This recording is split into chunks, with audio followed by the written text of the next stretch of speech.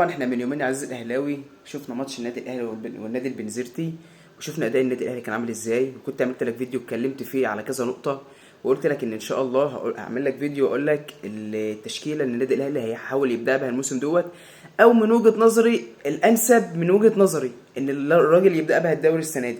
كنت قلت لك طبعا ان الراجل بيحب يضغط ضغط عالي جدا، بيضغط باربع وخمس لعيبه من قدام قوي، بيحب طبعا ده باين من اول مره لعب فيها ماتش ودي ان هو بيحب يبدا الكره من تحت، عشان كده احنا جبنا له ياسين مرعي معانا بيكهام، فهو بيحب يبدا الكره من تحت، وبيحب المدافع اللي بيعرف يطلع بالكره جدا، وبيحب ان الجون بيعرف يلعب برجله. قلنا كل دوت، بس التشكيله اللي انا من وجهه نظري ان انا شايفها واللي انا حاسس ان هي دي اللي فعلا هتبقى كويسه النادي الاهلي كالتالي. طبعا كده كده الشناوي في حراسه المرمى بنسبه 80%، بنسبه 80% الشناوي قدامه بيكهام وياسر ابراهيم. واحد يقول طب ما هو ياسين مرعي بيعرف يلعب برجله، هقول لك انت اكيد مش هتحتاج اتنين بيعرفوا يلعبوا برجلهم كويس في قلب الدفاع، كفايه واحد. انا بالنسبه لي الاحسن بيكهام، وجنبه طبعا كرجوله وجرينتا وشجاعه ومش عارف ايه وكل حاجه ياسر ابراهيم. مش بيعرف يلعب برجله كويس زي ياسين مرعي ولا بيكهام، بس احنا محتاجين ده ومحتاجين ده في قلب الدفاع. طبعا محمد شكري باك كويس، باك مع الوقت هياخد الخبره. محمد شكري برضو من الباكات المميزه جدا اللي مع الوقت هتلاقيه فرق معاك. ومعاك طبعا ما فيش مكانه باك يمين محمد هاني، برضو بيعرف يطلع بالكوره وكل دوت. انت يعتبر عندك الاربعه خط الدفاع منهم ثلاثه بيعرفوا يطلعوا بالكوره، ثلاثه بيعرفوا يطلعوا بالكوره. نيجي بقى نص الملعب، واكيد معروف اليو ديانج كاختراقات موجود، كطلوع بالكوره موجود، كافتكاك على الكوره موجود، كانك تطلع اللعيبه اللي قدام تقدر تطلع براحتها تضغط وتسيب ديانج ورا. ديانج بيعرف يلعب الحته دي قوي، بيعرف امتى يعمل بلوك على اللاعب اللي جاي له، امتى يعمل الفاول. فديانج مميز في الحته ديت. فاليو ديانج كده كده موجود في نص الملعب كستة، قدامهم كتمانية عشان امام لسه مش موجود. انا شايف ان مفاجاه الموسم قفشه الماتش اللي فات لعب والشوط الاول عمل كل حاجه. قفشه ما عادش بياخد الكره ويلف زي الاول ويأخرها في رجله. قفشه كان بياخد الكره الماتش اللي فات ويطلع بها على طول هوب لمسه ولعبه.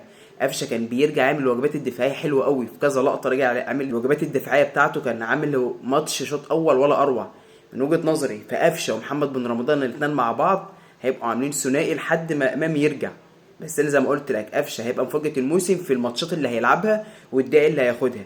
قدامهم طبعا هتسالني مين، هقول لك بن شرقي، علشان الحته الفرديه عنده والمهاره الفرديه انت هتبقى محتاجها، علشان طبعا كل الفرقه هتبقى متكتله في قلب ال 18. فمهاره زي واحد بن شرقي في واحد على واحد انت هتبقى محتاجها. ايوه تريزيجيه كويس بس مش زي بن شرقي في واحد على واحد. تريزيجيه سرعه وقوه ومش عارف ايه، بس انت محتاج واحد على واحد، محتاج واحد على واحد. وبن شرقي برده سريع ولاعب برده اختراقات حلوه قوي. اللي قدام بقى اللي كده كده زيزو موجود، احنا كده كده زيزو انت فاهم، زيزو حاجز مكانه. قدامهم بقى محمد شريف ولا جردشار ولا تريزيجيه. تريزيجيه من وجهه نظري تريزيجيه مهاجم تاني او مهاجم وهم هيبقى احسن بكتير من محمد شريف او جردشار. ليه بقى؟ تريزيجيه الماتش اللي فات بتاع البنزرتي جاب جونين بيخش من العمق، الاوفر بتاع احمد السيد زيزو داخل كمهاجم تاني، الجون التاني اللي هو جابه وقطم. فانت تريزيجيه كانك تلعبه مهاجم تاني او مهاجم وهمي مع بن شرقي، ده انا شايفها انسب حاجه. او لو مش هتلعب بن شرقي وهتلعب تريزيجيه، فانت هو الماتش اللي فات الشوط الاولاني بتاع البنزرتي كان كل اللي بيعمله جراديشار ان هو بيسحب الدفاع وتريزيجيه يخش. فانت كده او كده تريزيجيه هيبقى معاك اكنه مهاجم تاني، سواء لعبت ده او لعبت ده تريزيجيه معاك اكنه مهاجم تاني او مهاجم وهمي. جراديشار الماتش اللي فات ينزل تحت يسحب الدفاع وتريزيجيه بيخش. فانت معاك دي ومعاك دي، بس انا مش شايف من وجهه نظري تريزيجيه يبدا كمهاجم تاني علشان تستفيد من بن شرقي. بن شرقي ما ينفعش يقعد دكه، بن شرقي مش هينفع، ومش هينفع تقعد تريزيجيه.